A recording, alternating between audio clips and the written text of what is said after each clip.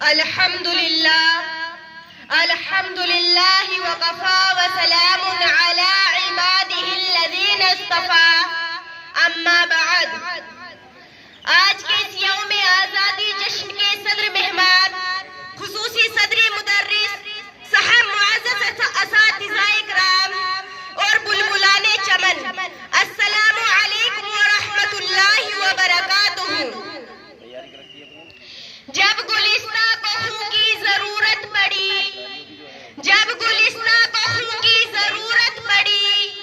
سب سے پہلے ہماری ہی گردن کٹی.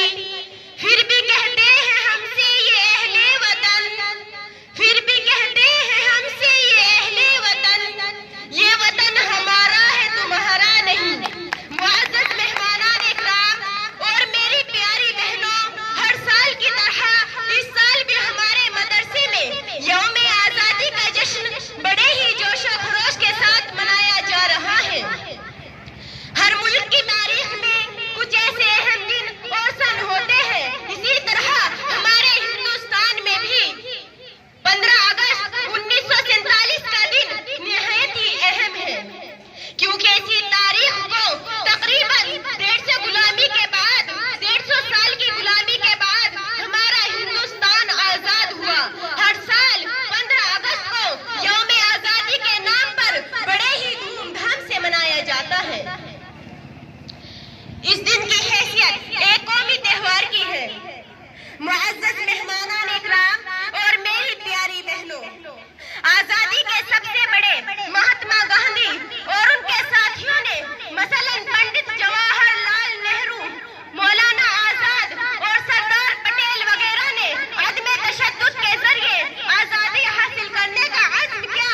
حالانکہ انگریزوں نے ان آزادی علمبرداروں پر جلیان والے باغ جیسے بڑے بڑے ظلم ڈھائے، لیکن انہوں نے ہمت نہ ہاری اور ان لاکھوں مجاہدین آزادی کے سامنے انگریزوں کو گھٹنے ٹیکنے پڑے.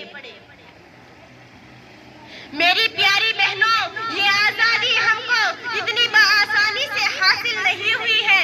پہلی جنگ 1847 کو کسی عذر کی صورت میں پیش آئی، جس میں ناکامی ہونے کی وجہ سے ہزاروں ہندوستانیوں کو انگریزوں نے پھانسی کے تخت پر چڑھا دیا، لاتعداد لوگوں کی جائیداد ضبط کر لی.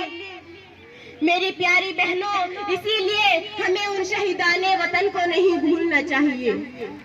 انہی کی قربانیوں کی وجہ سے آج ہم آزاد ہیں. میری پیاری بہنوں، آزادی بڑی نعمت ہے. یہ آزادی غلامی کے کئی ہزار سال سے بہتر ہے.